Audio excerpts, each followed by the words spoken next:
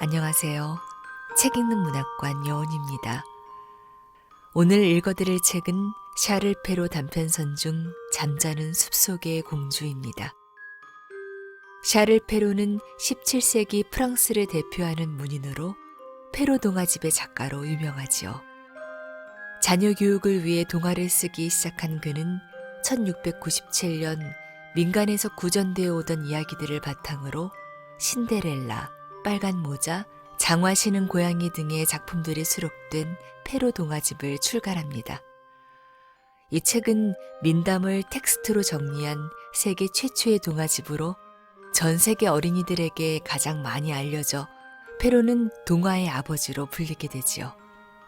그의 동화들은 옛 이야기를 문학의 한 장르로 당당히 끌어올렸다라는 찬사를 받으며 발레, 오페라, 뮤지컬 등 다양한 분야로 재탄생했고 오늘날까지도 전 세계 사람들의 큰 사랑을 받고 있습니다.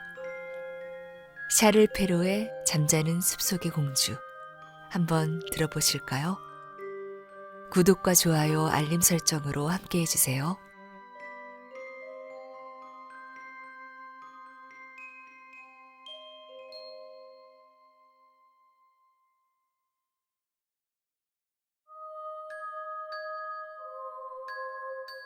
샤를 페로 단편선, 샤를 페로 지음, 최헵시바 옮김, 발행 더 클래식. 잠자는 숲속의 공주. 어느 먼 옛날 어떤 왕과 왕비가 살고 있었습니다. 왕과 왕비는 아무리 노력해도 아이를 가질 수 없어 큰 슬픔에 잠겨 있었습니다. 그들은 아이를 낳는데 효염이 있다는 호수를 찾아다녔습니다. 하지만 아무리 순례를 하면서 기도해도 그들의 소원은 이루어지지 않았습니다. 그러다 마침내 왕비가 임신하여 공주를 낳았습니다. 왕과 왕비는 공주의 세례식을 성대하게 열었습니다. 왕국에 살고 있던 7 요정들 모두가 공주의 대모가 되었습니다. 그리고 그 시절 요정들의 관습대로 대모가 된 요정들은 공주에게 각자 선물을 주기로 했습니다. 공주는 누구보다도 완벽한 여자가 될 터였습니다. 공주의 세례식이 끝나자 손님들은 왕궁으로 돌아가 요정들을 위해 준비된 큰 연회에 참석했습니다. 요정들이 앉을 자리에는 화려한 덮개로 꾸민 금으로 된 상자가 놓여 있었고 상자 안에는 다이아몬드와 루비로 장식된 순금 수저와 칼, 그리고 포크가 들어 있었습니다. 이들이 각각 자리에 앉았을 때 늙은 요정 하나가 연회장에 들어왔습니다. 늙은 요정은 연회에 초대받지 못한 손님이었습니다. 50년쯤 전부터 어떤 탑에 틀어박혀 전혀 밖으로 나오지 않았기에 모두 그녀가 죽었거나 마법에 걸렸다고 생각한 탓이었습니다. 왕은 늙은 요정에게도 선물 상자를 주었지만 다른 요정들처럼 금으로 된 상자에 선물을 담아주지는 못했습니다. 금으로 된 상자를 이미 초대된 요정들의 수에 맞추어 7개만 만들어 두었기 때문입니다. 늙은 요정은 자신이 무시당했다고 생각하며 위협적인 말을 중얼거렸습니다. 늙은 요정의 옆에 앉아있던 젊은 요정은 그녀의 중얼거림을 듣고는 그녀가 공주에게 불운을 선물할지도 모른다고 생각했습니다. 젊은 요정은 연회가 끝나자마자 커튼 뒤로 몸을 숨겼습니다. 늙은 요정이 세상에서 가장 악한 저주를 내리면 그 저주를 풀기 위해서였습니다. 이제 연회에 초대된 모든 요정들이 공주에게 선물을 주기 시작했습니다. 제일 어린 요정은 공주가 세상에서 가장 아름다운 여인이 되리라고 축복했습니다.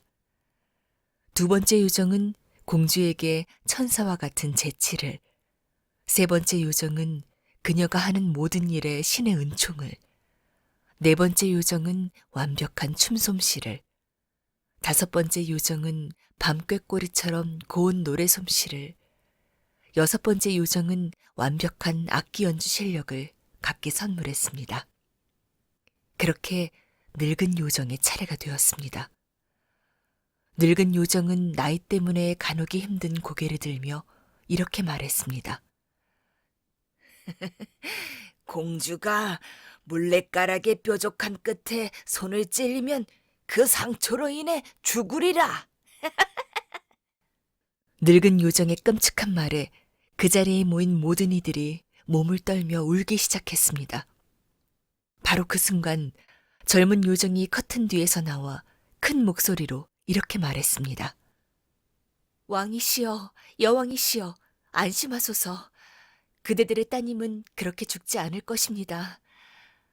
제가 늙은 요정의 저주를 완전히 풀 수는 없습니다. 그러니 공주께서는 언젠가 반드시 몰래가락에 손을 찔리시겠지요. 하지만 공주는 죽음 대신 깊은 잠에 빠지게 될 것입니다. 잠은 100년 동안 이어질 것이며 왕의 아들이 그녀의 잠을 깨우게 될 것입니다.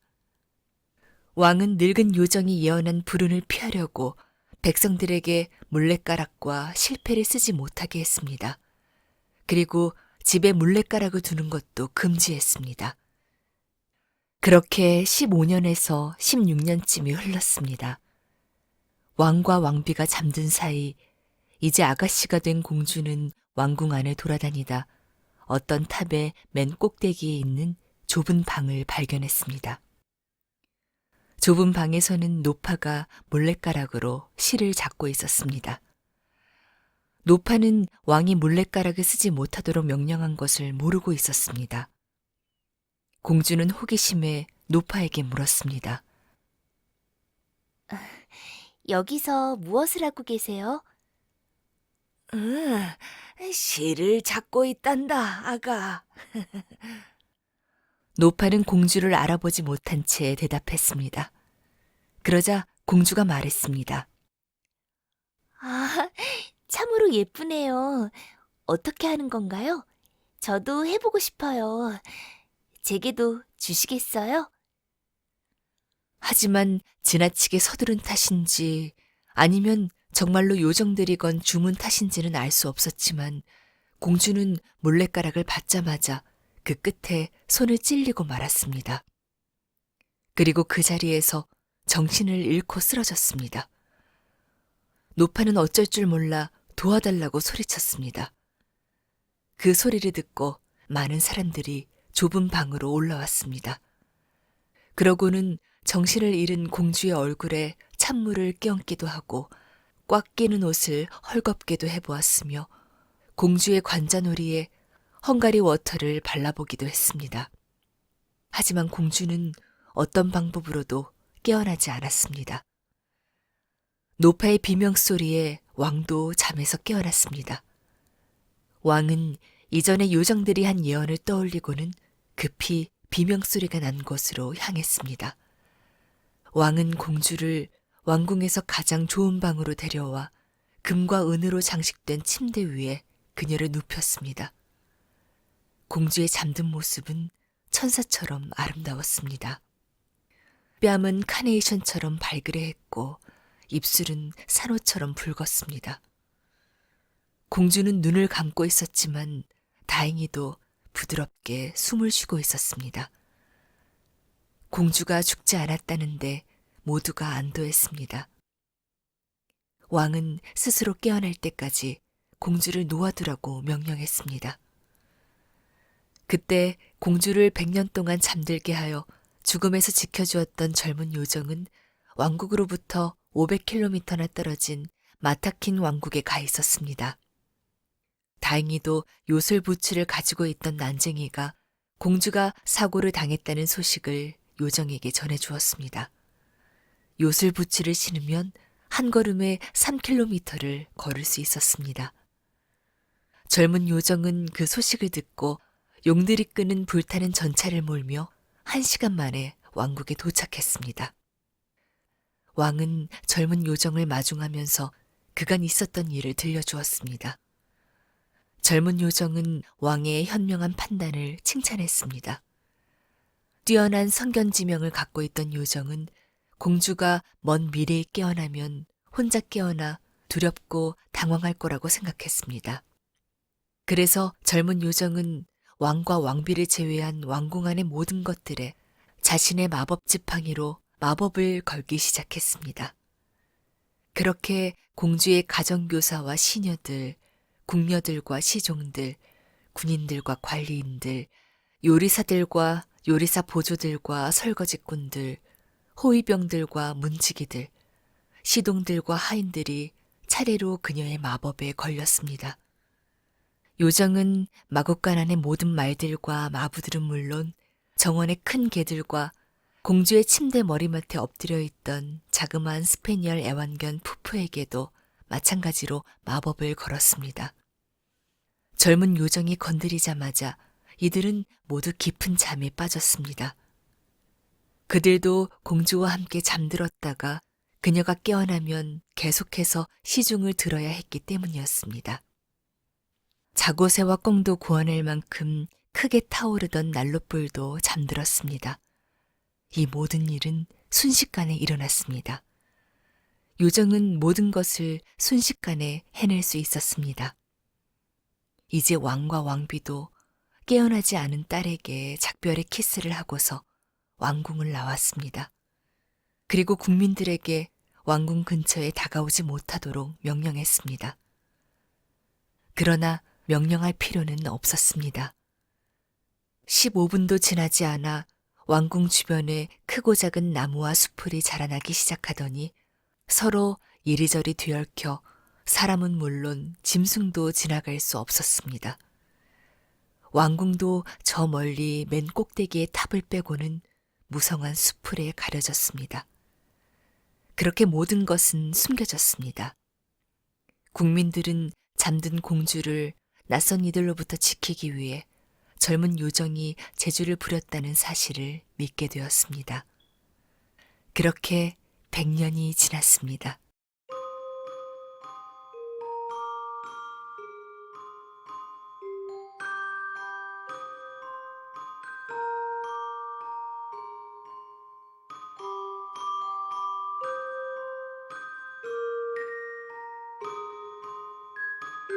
그때 나라를 다스리던 왕의 아들이자 잠자는 공주의 먼 친척벌 되는 왕자가 왕궁 근처로 사냥을 나왔다가 무성한 수풀 위의 탑을 보고 무엇이냐고 물었습니다. 그의 질문에 사람들은 자신이 그동안 들었던 소문을 왕자에게 들려주었습니다.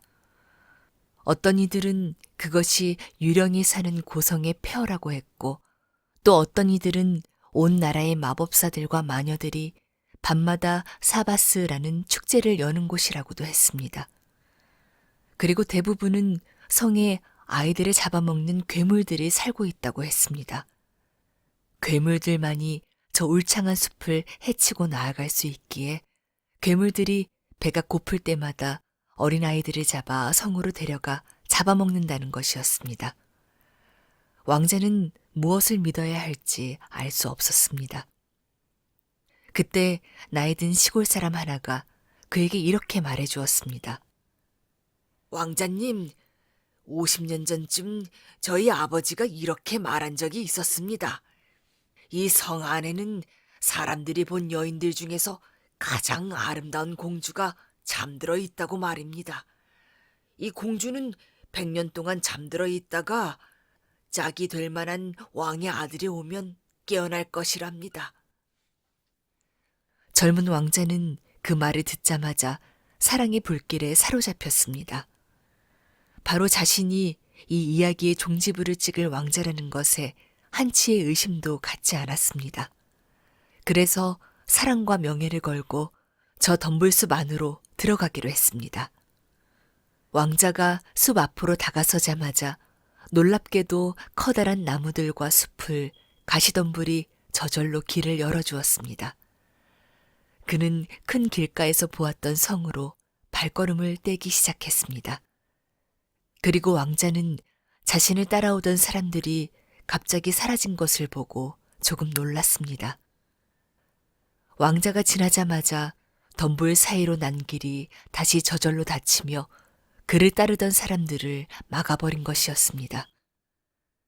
하지만 왕자는 멈추지 않고 앞으로 나아갔습니다. 사랑에 빠진 젊은 왕자는 언제나 용감한 법이기 때문이었습니다. 얼마 지나지 않아 왕자는 성의 넓은 정원에 이르렀습니다. 아주 용감한 사람조차 공포로 얼어붙을 만한 광경이 펼쳐져 있었습니다. 성 안은 소름 끼치는 침묵만이 가득했습니다. 죽은 것처럼 보이는 사람과 동물들의 몸이 여기저기 널려 있었습니다. 죽음의 징조가 드러난 것만 같았습니다. 그래도 왕자는 정신을 차렸습니다. 문지기의 혈색 좋은 얼굴과 여드름 투성이의 코를 보고는 그들이 단지 잠든 것뿐임을 알아차렸습니다. 그들이 가지고 있던 와인잔에는 와인 몇 방울이 남아 있었습니다. 마치 이들이 한참 와인을 마시다가 잠든 것처럼 말입니다. 왕자는 대리석이 깔린 앞마당을 지나 계단을 올라가서 호위병실에 이르렀습니다. 줄지어 선 호위병들이 총을 어깨에 맨 채 큰 소리로 코를 골며 잠들어 있었습니다. 왕자는 귀족들로 가득한 방을 지났습니다. 그 안을 가득 메운 신사와 숙녀들도 앉거나 선 채로 잠들어 있었습니다. 그리고 마침내 왕자는 온통 금으로 장식된 방에 이르렀습니다. 방 한 구석에는 커튼을 걷은 침대가 하나 놓여 있었습니다. 그 위에서 왕자는 일평생 본 것들 중 가장 아름다운 보물을 발견했습니다. 15쯤 되어 보이는 공주가 성스럽고 눈부신 미모를 자랑하며 침대 위에 잠들어 있었던 것입니다. 왕자는 그녀의 아름다움에 감탄하며 떨리는 발걸음을 옮겼습니다. 그리고 그녀의 침대 곁에서 무릎을 꿇었습니다. 왕자가 그를 사로잡은 황홀경에서 벗어날 무렵 공주가 눈을 떴습니다. 공주는 첫인상보다도 더욱 부드럽고 아름다운 눈으로 왕자를 바라보며 말했습니다. 드디어 오셨군요. 나의 왕자님, 드디어 오셨어요. 공주의 말에 왕자는 아무 말도 할 수 없었습니다. 그 순간 느낀 기쁨과 감사의 마음을 표현하고 싶었지만 마법에라도 걸린 듯 입이 떨어지지 않았습니다.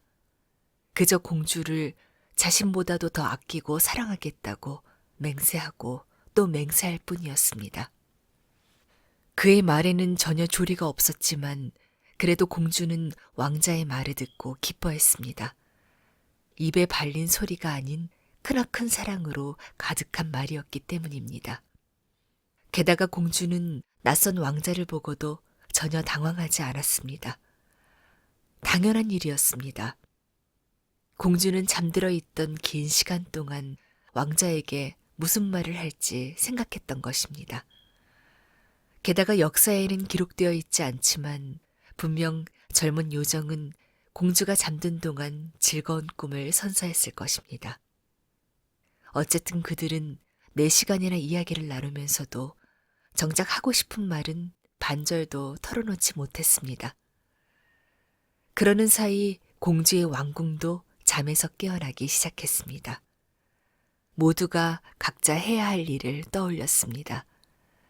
그리고 모두가 공주처럼 사랑에 빠진 것은 아니었기에 그들은 이내 엄청난 허기에 사로잡혔습니다.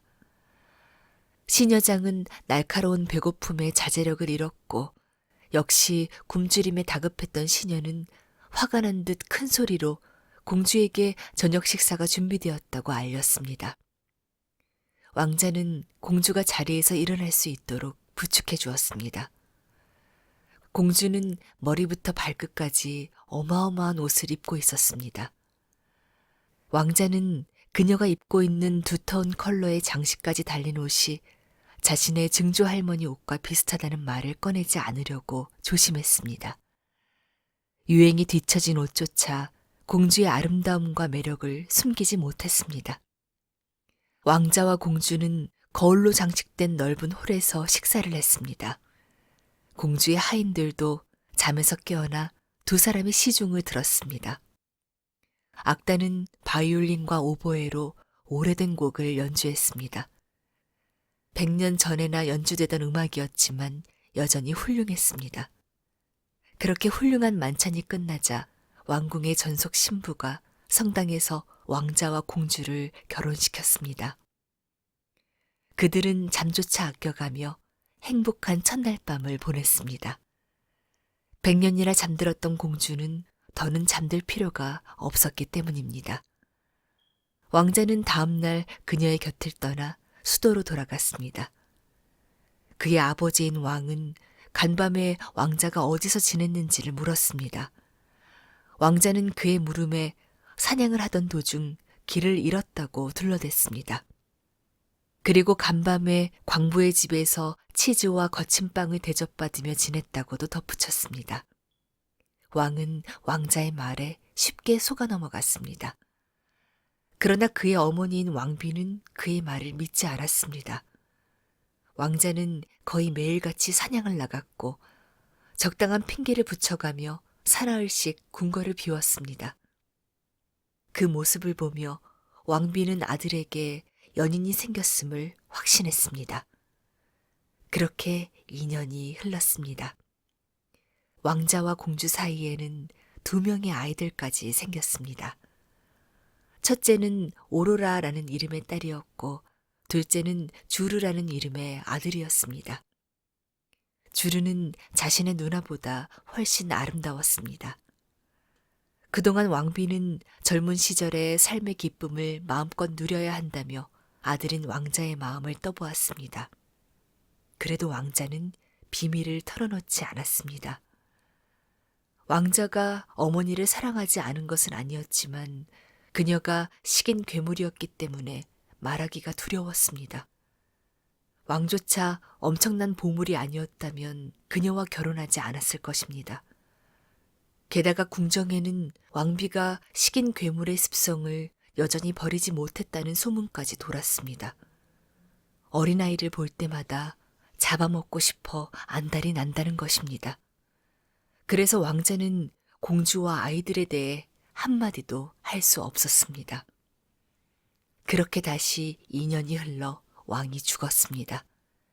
그리고 왕자가 새로운 왕이 되었습니다. 그는 자신이 결혼하였음을 밝히고서 성대한 혼례식과 함께 공주를 자신의 왕비로 삼았습니다. 젊은 왕과 왕비는 화려한 축제 행렬과 함께 수도에 입성하였습니다. 새 왕비의 아이들도 그녀의 곁에 있었습니다.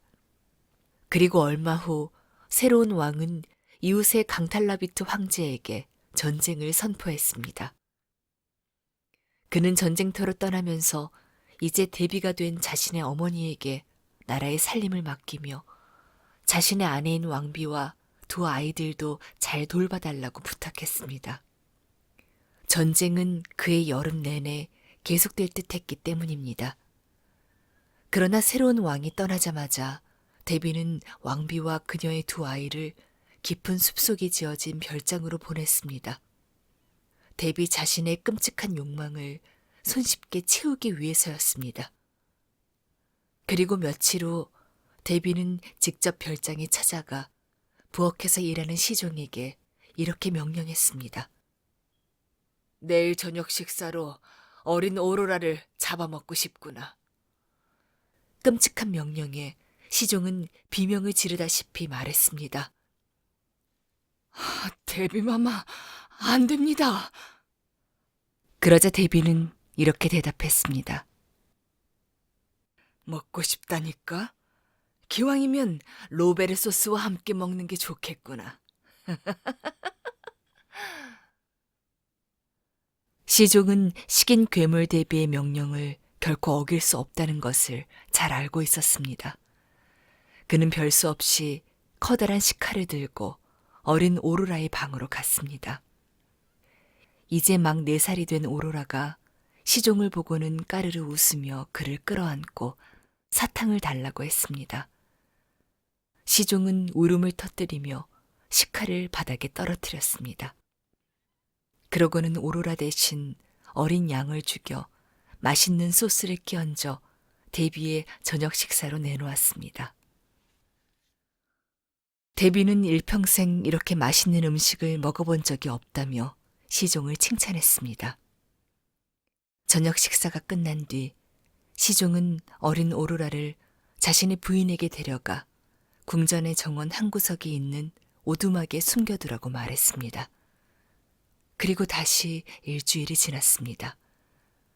사악한 데비는 시종을 다시 불러서 이렇게 말했습니다.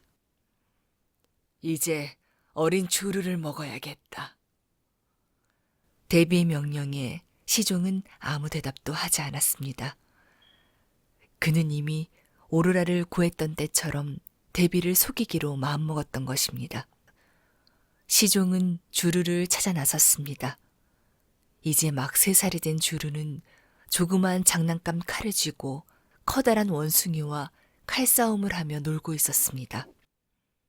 시종은 바로 주르를 자신의 부인에게 데려갔습니다. 그리고 누나인 오로라와 마찬가지로 부인의 집에 꼭꼭 숨겨달라고 말했습니다. 그러고는 어린 주르의 방으로 돌아와 새끼 양을 아주 부드럽게 요리해서는 데비에게 바쳤습니다. 이번에도 식인 괴물 데비는 요리를 맛있게 먹어치웠습니다. 그렇게 모든 일이 잘 흘러가는가 싶었습니다. 그러나 어느 날 저녁 사악한 데비는 시종을 불러 다시 이렇게 말했습니다. 이번에는 내 며느리를 똑같은 소스로 요리해다오. 이번만큼은 시종도 데비를 속일 방법을 찾을 수 없었습니다. 이제 갓 20살이 된 젊은 왕비는 100년 동안 잠들어 있었다고는 믿을 수 없을 정도로 아름답고 건강했습니다. 탄탄한 피부도 흠집 하나 없이 깨끗하고 희었습니다. 그렇게 튼튼한 짐승을 어디서 찾을 수 있을까요? 결국 시종은 고민 끝에 젊은 왕비를 희생시키기로 했습니다. 그렇지 않고서는 그 자신도 살아남기가 힘들었습니다. 시종은 망설이지 않고 최대한 빨리 일을 처리하고자 마음먹었습니다. 그는 내키지 않는 마음을 다잡고는 단도를 들고서 젊은 왕비의 방으로 올라갔습니다. 시종은 왕비를 존경하는 마음에 그녀를 기습하는 대신 자신이 데비로부터 어떤 명령을 받았는지를 차분히 설명했습니다. 그러자 왕비는 자신의 목을 쭉 내리며 말했습니다. 명령대로 하세요. 명령받은 대로 저를 죽이세요. 제가 그토록 사랑했던 아이들, 제 가엾은 아이들을 만나고 싶어요. 아이들을 데려간 이후로 아무 소식도 듣지 못했던 왕비는 아이들이 그저 죽었을 거라고 생각했던 것입니다. 젊은 왕비의 말에 시종은 눈물을 흘리며 말했습니다. 아니요, 아닙니다. 왕비님, 지금 죽으시면 안 됩니다. 다시 살아서 아이들을 만나셔야 할 것 아닙니까? 왕비님의 자제들은 저희 오두막에 숨겨두었습니다. 이제 왕비님 대신 암사슴을 준비해서 데비 마마를 속이기만 하면 됩니다. 시종은 약속대로 젊은 왕비를 자신의 집으로 데려가 아이들과 만나게 해주었습니다. 왕비는 아이들을 껴안으며 눈물을 흘렸습니다. 그리고 그 사이 시종은 궁궐로 돌아가 암사슴을 요리하여 데비에게 저녁 식사로 바쳤습니다. 왕비는 저녁 식사를 개걸스레 먹어치웠습니다. 마치 자신이 정말로 젊은 왕비를 잡아먹고 있다고 생각한 듯 했습니다. 그렇게 자신의 잔인한 욕망을 채우고 나자 데비는 젊은 왕에게 변명할 거리를 지어냈습니다. 굶주린 늑대들이 젊은 왕비와 두 아이들을 잡아먹었다고 둘러대기로 한 것입니다. 그러나 어느 날 저녁 언제나처럼 신선한 고기를 찾아 안뜰과 정원을 산책하던 데비는 어느 작은 집안에서 어린 주르가 우는 소리를 들었습니다. 나쁜 짓을 했던 주르를 왕비가 야단치고 있었던 것입니다. 그뿐이 아니었습니다. 오로라가 그의 남동생에게 용서를 구하고 있는 소리도 들려왔습니다. 왕비와 아이들의 목소리를 알아들은 데비는 자신이 속았다는 것에 분노했습니다. 그리고 다음날 아침 온 세상을 떨게 할 무서운 목소리로 명령했습니다. 왕궁 한가운데에 큰 통을 놓아두고 두꺼비, 독사, 물뱀, 구렁이를 한가득 채운 뒤 왕비와 아이들 그리고 시종과 그의 가족들까지도 모조리 그 통 속으로 던져 넣으라는 것이었습니다. 물론 그들 모두 등 뒤로 손을 단단히 묶어 데려오라고 했습니다. 명령에 따라 그들이 대비 앞에 섰습니다. 호위병들이 그들을 큰 통으로 던질 준비를 하고 있었습니다. 그때 생각지도 않게 왕이 말을 타고 왕궁 안으로 들어섰습니다. 그리고 깜짝 놀라서 이게 무슨 광경이냐고 물었습니다. 차마 아무도 나서서 이야기할 수 없었습니다. 눈앞에 벌어진 광경에 분노한 데비는 스스로 큰 통에 몸을 던졌습니다. 그리고 삽시간에 그녀가 넣으라고 했던 온갖 끔찍한 짐승들에게 잡아먹혔습니다. 자신의 어머니를 잃은 왕은 슬픔에 잠겼습니다. 그러나 아름다운 아내와 아이들을 보자 이내 마음이 안정되었습니다.